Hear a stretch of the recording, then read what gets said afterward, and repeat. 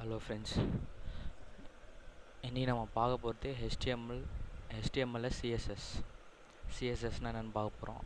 CSS stand for cascading style sheet. இது எதுக்காகனா HTML எலமெண்ட்டில் ஒரு வெப்பேஜில் இருக்கிற வெப்சைட்டில் இருக்கிற வெப்பேஜை எப்படி நம்ம வந்து ஸ்டைலாக ப்ரெசென்ட் பண்ண போகிறோம், அதுக்காக தான் இந்த சிஎஸ்எஸ் யூஸ் ஆகுது. இந்த சிஎஸ்எஸ் வந்து ரெண்டு விதமாக வந்து இதை நம்ம எக்ஸிக்யூட் பண்ணலாம். ஒன்று வந்து இன்டர்னல், இன்னொன்று வந்து எக்ஸ்டர்னல். இன்டர்னல் ஃபைல் வந்து ஹெட் ஆகக்குள்ளவே நம்மளுடைய ஸ்டைலை வந்து எழுதிடணும், ரூலை வந்து எழுதிடணும். எக்ஸ்டர்னலாக வந்து தனியாக ஒரு ஃபைல் எழுதிட்டு .css அப்படின்னு சேவ் பண்ணிடணும். அதுக்கு நம்ம வந்து நம்மளுடைய HTML கோடில் லிங்க் கொடுத்தோன்னா அந்த ஸ்டைல் வந்து அந்த HTML கண்டென்ட்டுக்கு அப்ளை ஆகிடும். ஓகே, முதல்ல கேஸ்கேடிங் ஸ்டைல் ஷீட் என்னென்னு பார்க்கலாம். இது எதுக்காக மெயினாக யூஸ் பண்ணுறோம் அப்படின்னா ப்ரெசன்டேஷன் பர்பஸ். ஓகேங்களா, ஒரு வெப்பேஜ் வந்து நம்ம எந்த மாதிரி ப்ரெசென்ட் பண்ணணும்னு நினைக்கிறோமோ நல்லா ஸ்டைலாக ரிச்சாக ப்ரெசென்ட் பண்ணுறதுக்கு இந்த சிஎஸ்எஸ் யூஸ் ஆகுது. இதில் ஃபியூச்சர்ஸ் என்னென்னா சிஎஸ்எஸ் அலோ சப்ரேஷன் என்ன, ஒரு வெப்பேஜ் கண்டென்ட்டை எந்த ஒரு மாடிஃபிகேஷனும் பண்ணாமல் அதில் நம்ம வந்து ஸ்டைலை வந்து அப்ளை பண்ணலாம். அதுதான் வந்து சிஎஸ்எஸ் வந்து அலோஸ் சப்ரேஷன்.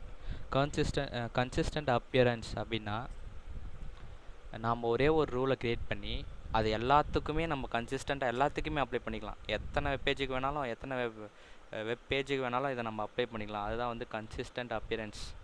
ப்ரீசியஸ் கண்ட்ரோல் அப்படின்னா ஒரு ஃபாண்ட்டுன்னு எடுத்துக்கிட்டோன்னா அதில் இருக்கிற எல்லா விதமான ஸ்டைலையும் வந்து இந்த சிஎஸ்எஸ் யூஸ் பண்ணி நம்ம அப்ளை பண்ணி நம்மளுடைய வெப்பேஜை வந்து ப்ரெசென்ட் பண்ணலாம். ஓகே, நெக்ஸ்ட்டு இந்த சிஎஸ்எஸ் ஃபைலை வந்து எக்ஸ்டர்னலாக நம்ம க்ரியேட் பண்ணோம் அப்படின்னா ஃபைல் நேம் .css அப்படின்னு தான் சேவ் பண்ணோம். .cssன்ற எக்ஸ்டென்ஷனில் தான் நம்ம சேவ் பண்ணோம். நம்மளுடைய HTML டாக்குமெண்ட்டை .htm ஆர் HTML அப்படின்னு சேவ் பண்ணுவோம். இந்த சிஎஸ்எஸ் ஃபைலில் .css தான் சேவ் பண்ணோம். நம்ம சின்டாக்ஸ் பார்த்துக்கலாம். சிஎஸ்எஸ் சின்டாக்ஸ் தான் வந்து சிஎஸ்எஸ் சின்டாக்ஸ். செலக்டார் பற்றி நம்ம அடுத்த வர டுட்டோரியலில் வந்து இன்டெப்த்தாக பார்க்கலாம். இப்போ செலக்டார் அதாவது நான் எந்த எலமெண்ட்டுக்கு நான் ஸ்டைல் பண்ணணும்னு நினைக்கிறேனோ, ஃபார் எக்ஸாம்பிள் இந்த இடத்துல H1ன்ற டேகுக்கு, அதாவது ஹெட்டிங் டேகுக்கு வந்து நான் வந்து ஸ்டைல் பண்ணணும்னு நினைக்கிறேன். ஸோ அந்த ஹெட்டிங் டேக் போட்டு அதுக்குள்ளே தான் வந்து நான் வந்து ரூலை வந்து எழுதுகிறேன். ஓகேங்களா, அதை வந்து நம்ம என்ன சொல்லுவோம்னா டிக்ளரேஷன் பிளாக். இந்த பிளாகை வந்து நம்ம என்ன சொல்லுவோம், டிக்ளரேஷன் பிளாக். இதுக்குள்ளே இருக்கிற கலர் ப்ளூ கலருன்னு எழுதியிருக்கேன்னா கலரு, ஃபாண்ட் சைஸு, இதெல்லாம் நம்ம ப்ராப்பர்ட்டின்னு சொல்லுவோம். அந்த கலருக்கு என்ன வேல்யூ, ப்ளூ கலரில் இருக்கணுமா ரெட் கலரில் இருக்கணுமா, இதெல்லாம் வந்து வேல்யூ. அதேமாதிரி ஃபாண்ட் சைஸுன்றது ப்ராப்பர்ட்டி, அதுக்கு கொடுத்துருக்கிற வேல்யூ. அதேமாதிரி ஃபாண்ட் ஃபேமிலி, அதுக்கு வந்து டைம்ஸ் நியூ ரோமன், கொரியர், அந்த மாதிரி நிறைய வேல்யூஸ் இருக்குது. இதெல்லாம் வந்து ப்ராப்பர்ட்டி. இந்த மாதிரி இது இல்லாமல் இன்னும் நிறைய ப்ராப்பர்ட்டி இருக்குது. அது என்னென்ன ப்ராப்பர்ட்டினா font, list, alignment of text, colour, margins, background, borders, இந்த மாதிரி ஏகப்பட்ட ப்ராப்பர்ட்டிஸ் இருக்குது. ஓகேங்களா, ஓகே, இதுக்கான எக்ஸாம்பிள் வந்து பார்த்துடலாம். ஓகே, சிஎஸ்எஸ்க்கு வந்து ஒரு சின்ன எக்ஸாம்பிள் பார்த்துருக்கலாம். ஓகேங்களா, இந்த எக்ஸாம்பிள் என்னென்னா போட்டிருக்கேன், ஹெட்டிங் டேக். இந்த ஹெட் டேக்குக்கு அப்புறம் style type is equal to text by CSS எப்படின்னு நீங்கள் கண்டிப்பாக கொடுத்தே ஆகணும். எதுக்காக இதை கொடுக்கணும் அப்படின்னாக்கா, ப்ரௌசர் வந்து இந்த type equal to text by CSS நீங்கள் கொடுத்தா மட்டும்தான், இந்த ஸ்டைலோடைய டைப் வந்து டெக்ஸ்ட் பை சிஎஸ்எஸ்ன்னு கொடுத்தா மட்டும்தான் ப்ரௌசர் வந்து இது வந்து ஒரு சிஎஸ்எஸ் ஃபைல் அப்படின்னு அண்டர்ஸ்டாண்ட் பண்ணிக்கும். ஏன்னா ஜாவா ஸ்கிரிப்ட்னு ஒன்று இருக்குது. ஸோ இந்த type is equal to text by CSS கொடுத்தா இது வந்து சிஎஸ்எஸ் ஃபைல்னோ, இல்லைன்னா இன்னொரு டைப் வந்து டெக்ஸ்ட் பை ஜாவா ஸ்கிரிப்ட் அப்படின்னு ஒரு டைப் இருக்குது. ஸோ இதை ப்ரௌசர் அண்டர்ஸ்டாண்ட் பண்ணிவிட்டு அதுக்கான அவுட்புட் கொடுக்கறதுக்காக இந்த ஸ்டைல் டைப் வந்து நம்ம கண்டிப்பாக கொடுத்தாகணும்.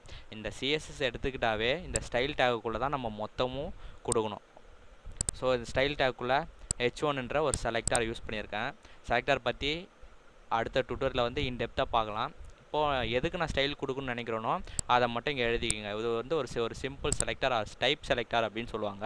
இப்போ நான் H1ன்ற டேகுக்கு மட்டும் இந்த இதுக்கு மட்டும் நான் ஸ்டைல் பண்ணணும் அப்படின்னு நினைக்கிறேன்னா அந்த H1 டேகு தான், இதுக்கு பேர் வந்து டைப் செலக்டார்னு பேர். அதுக்குள்ளே இதுதான் வந்து டிக்ளரேஷன் பிளாக். நம்ம என்னெல்லாம் ஸ்டைல் பண்ணணும்னு நினைக்கிறோமோ அது இதுக்குள்ளே கொடுக்கணும். ஃபாண்ட் ஃபேமிலின்றது ப்ராப்பர்ட்டி, ஏரியல்ன்றது அதோடைய வேல்யூ, அதே மாதிரி கலருன்றது ப்ராப்பர்ட்டி, ரெட்டுன்றது அதோடைய வேல்யூ, அதே மாதிரி ஃபாண்ட் சைஸ் அப்படின்னு ஒரு ப்ராப்பர்ட்டி இருக்குது.